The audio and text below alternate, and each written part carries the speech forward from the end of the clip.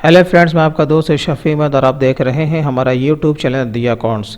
दोस्तों, आज के इस वीडियो में हम लोग बात करेंगे RCM यानी कि reverse charge mechanism.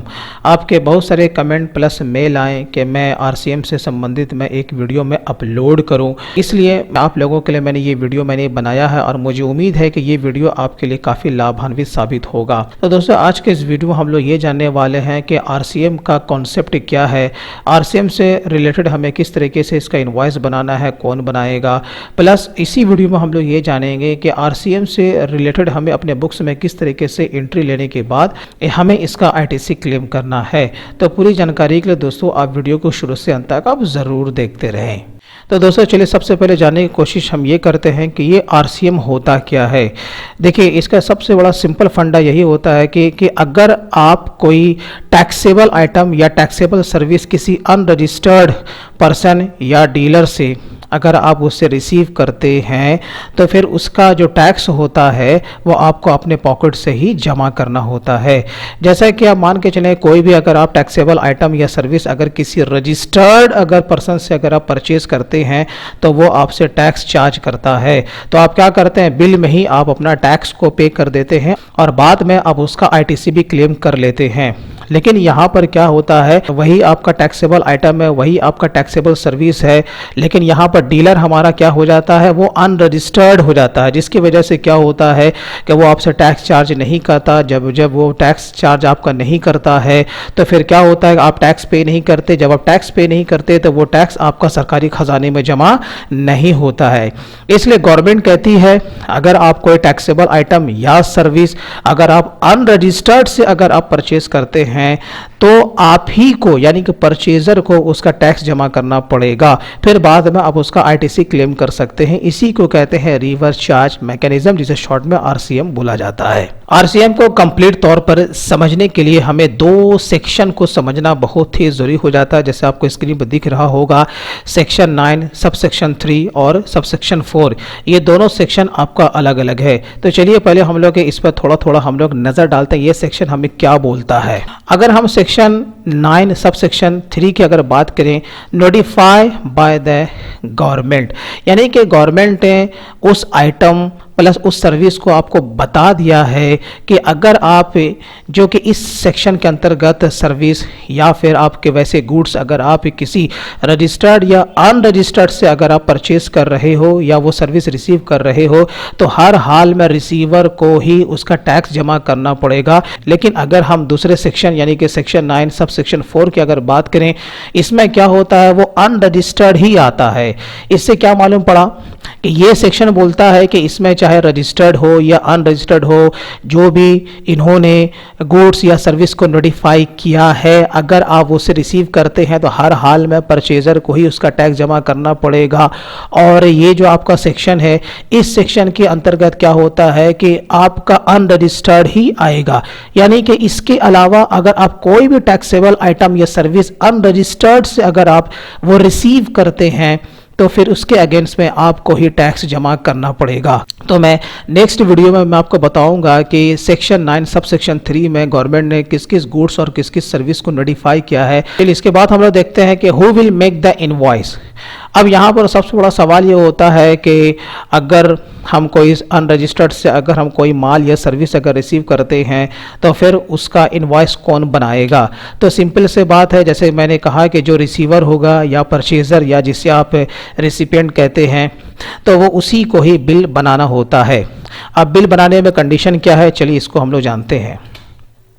Section 9 sub section 3 यहाँ पर मैंने यहाँ दिया है नो नीड, यानी कि क्या आपको इनवॉइस बनाने की ज़रूरत नहीं है, बट इसमें कंडीशन अप्लाई है। तो इसके अंतर्गत क्या होता है कि जिससे आप माल आप खरीदोगे या सर्विस आप जो रिसीव करोगे उसमें रजिस्टर्ड भी हो सकता है और अनरजिस्टर्ड भी हो सकता है। अगर रजिस्टर्ड होगा तब तो वो आपको इनवॉइस बना के देगा, और अगर अनरजिस्टर्ड होगा तो फिर आपको इनवॉइस बनाना पड़ेगा। जैसे कि फार्मर्स है, फार्मर से जब हम कोई वैसा अगर सामान अगर परचेज करेंगे तो फार्मर्स के पास तो क्या होता है, वो उनको टैक्स फ्री रखा गया, उनको GST लेने की ज़रूरत नहीं है। तो इसके अगेंस्ट में आपको क्या करना पड़ेगा, आप ही को बिल बनाना है। लेकिन कोई ऐसा रजिस्टर्ड डीलर है जो कि इस सेक्शन के अंतर्गत आता, वो तो आपको बिल बना के देगा, तो फिर आपको बिल बनाने की ज़रूरत नहीं पड़ेगी। चलिए अब आगे क्या है, सेक्शन 9 सब सेक्शन 4 मैंने यहाँ पर दिया है यस। इसका माने ये होता है कि इसके अंतर्गत क्या आता है, अनरजिस्टर्ड ही आता है, यानी कि आप इसके अलावा कोई भी टैक्सेबल आइटम प्लस सर्विसेज अगर अनरजिस्टर्ड से अगर आप रिसीव करते हो तो फिर जो रिसीवर है उसी को बिल बनाना पड़ेगा। अब जैसे बिल बनाने का फॉर्मेट क्या होता है, मान के चलें कि अगर आप कोई वही आइटम रजिस्टर्ड पर्सन से अगर आप बाई करते तो जैसा वो बिल बनाता वैसे आपको बिल बनाना है। वो बिल आप कंप्यूटराइज भी बना सकते हैं या फिर आप मैनुअल भी आप बना सकते हैं। इसके लिए कोई ऐसा कोई स्टैंडर्ड या फिर कोई अलग से कोई फॉर्मेट नहीं है। सेम आपको उस अनरजिस्टर्ड के बिहाफ में आपको ये बिल बना लेना है। अब हम लोग आगे चलते हैं। जैसे कि मैंने यहाँ आपको स्क्रीन पर दिख रहा होगा, यहाँ section 9 sub section 4 above 5000 per day. जैसे मान के चलें कि आप कोई भी छोटे मोटे जो एक्सपेंसेस आप करते हैं या फिर आप कंपनी में कोई भी अगर टैक्सेबल आइटम को अनरजिस्टर्ड से अगर आप परचेज अगर आप करते हैं, अगर उसका टोटल वैल्यू पर डे 5000 तक है तो फिर आपको उस पर टैक्स आपको जमा करने की ज़रूरत नहीं है। लेकिन जैसे ही उस डे को अगर 5000 से अगर वो एक्सीड कर जाता है तो फिर आपको उसके अगेंस्ट पर टैक्स जमा करने के बाद आप उसका आईटीसी क्लेम कर सकते हैं। जैसे मान के चलें कि आपने उस पर्टिकुलर डेट में किसी भी अनरजिस्टर्ड से कोई सर्विस लिया है या फिर आपने कोई माल परचेज़ किया है, जैसे कि हो सकता है कि जैसे कि ऑफिस में बहुत सारे छोटे मोटे एक्सपेंसेस होते रहते हैं। फॉर एग्जांपल जैसे कि स्टेशनरी आपने किसी अनरजिस्टर्ड से बाई कर लिया, चाय एंड कॉफ़ी है, स्टाफ वेलफेयर पर आपने खर्चा कर दिया, और ये बहुत सारे आपके स्मॉल एक्सपेंसेस हो सकते हैं जो कि टैक्सेबल में आते हैं, यानी कि वो एग्जाम्प्टेड नहीं है। अगर एग्जाम्प्टेड है फिर तो उसके लिए कोई इशू नहीं है, लेकिन अगर वो टैक्सेबल है, अब आप देखेंगे यहाँ पर 2000 का कोई आपने कोई माल या सर्विस आपने बाई किया है तो आपको यहाँ पर उसको क्या करना है, आपको यहाँ पर उसे आपको डेबिट कर देना है और अनरजिस्टर्ड को आपको क्या करना है, क्रेडिट कर देना है।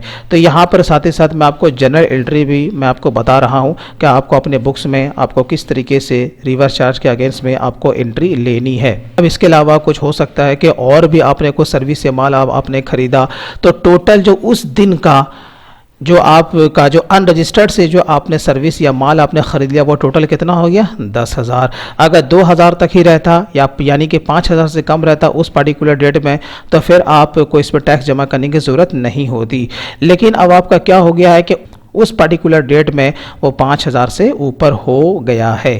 तो ये तो आप 1 बाय 1 करके एंट्री मारोगे। ये मैंने आपको दिखाने के लिए मैंने आपको यहाँ पर ये बताया है। चलिए अब जैसे कि मान के चलें कि इस सेक्शन के अंतर्गत 10,000 आपका हो गया। अब रेट है जैसे कि 18%, मैंने इसे एज्यूम किया है। हो सकता है कि आपका डिफरेंट टाइप का भी रेट हो सकता है, तो मैंने 18 को एज्यूम करके ये मैंने यहाँ पर आपको जनरल एंट्री मैंने किया है। अब आपको क्या करना है कि जैसे कि उस डेट को आपका 5000 से ज़्यादा अगर वो एक्सीड कर गया है तो उसी डेट में आपको क्या करना है, आपको इनपुट टैक्स क्रेडिट लेना है प्लस जो उसकी जो लायबिलिटी है वो आपको खड़ी करनी है। इसके लिए आपको अपने बुक्स में क्या एंट्री लेनी है, जो भी आपने इनपुट टैक्स के लिए आपने नेजर बना के रखा है। जैसे कि हमने यहाँ पर लिया है इनपुट एस जीएसटी मैंने 9% लिया है, इनपुट सी जीएसटी मैंने 9% लिया है, तो 10,000 का 9% यहाँ पर इतना फिगर आ गया। प्लस आपको क्रेडिट क्या करना है टू एस जीएसटी पेबल, और देखिए मैंने यहाँ पर दिया हुआ है अनरजिस्टर्ड। इसका माने ये सेक्शन से ये साबित हो रहा है कि हम जो यहाँ पर जो आईटीसी क्लेम जो कर रहे हैं प्लस जो इसके अगेंस्ट में जो लायबिलिटी खड़ा कर रहे हैं वो आपका रजिस्टर्ड के अगेंस्ट में है। तो आपको इस तरीके से लेजर आपको बना लेना है। आपको ये जो एंट्री है उसी डेट में आपको ये मार लेनी है। फिर आपको क्या करना है, इस तरीके से आप डे वाइज आप एंट्री आप करते रहें। जिस तारीख को 5000 से ऊपर होता है आपको ये वाले एंट्री अपने बुक्स में ले लेनी है। फिर उसके बाद क्या करना है, एंड ऑफ मंथ यानी कि आपको जीएसटी और 3B का रिटर्न फाइल करने से पहले आपको ये वाला जो फिगर जो है, ये जो 1800 रुपये की जो आपकी जो लायबिलिटी खड़ी है उसे आपको पेमेंट कर देना है। इसी को कहते हैं रिवर्स चार्ज मैकेनिज्म। यानी कि अब आप देखें यहाँ पर आपने आईटीसी भी क्लेम कर दिया, आपने लायबिलिटी भी खड़ी कर दी और अपने गवर्नमेंट को यहाँ पर पे भी कर दिया। अब यहाँ पर आप लोगों को ये कन्फ्यूज़न में हो सकता है कि ये जो पेमेंट कर रहे हैं हम क्यों कर रहे हैं। अगर हमारा जीएसटी के पोर्टल पर अगर हमारा क्रेडिट लेजर में अगर अमाउंट खड़ा है, हमारा जमात है, क्या इससे उसका एडजस्टमेंट नहीं हो सकता? तो बिल्कुल नहीं हो सकता। आरसीएम का फंडा बिल्कुल ही सिंपल है, यानी कि आपको उसको अपने पॉकेट से ही आपको उसका टैक्स जमा करना है।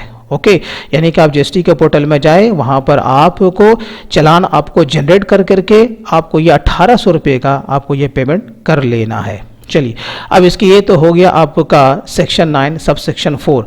अब जो सेक्शन है आपका 9 और सब सेक्शन 3, यानी कि जो गवर्नमेंट ने नोटिफाई कर दिया है। ओके, अब इसके लिए आपको क्या अपने बुक्स में एंट्री लेनी है?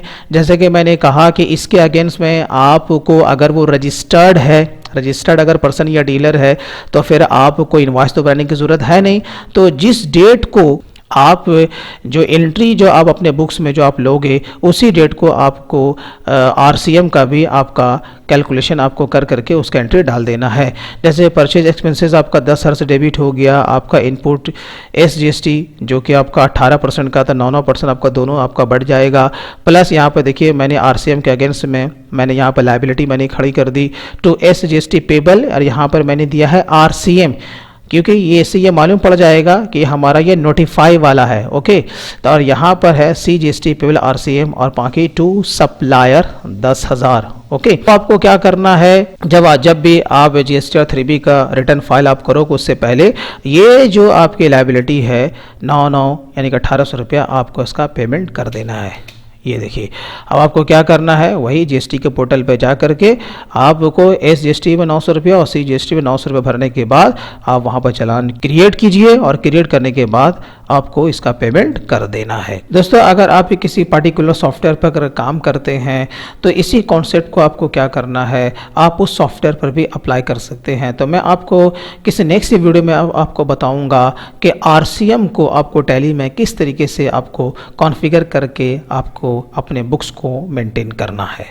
तो दोस्तों, मैं उम्मीद करता हूँ कि वीडियो आपको अच्छा लगा होगा। इसके बाद भी अगर कोई आपको प्रॉब्लम इशू आती है तो आप कमेंट में आप ज़रूर लिखें।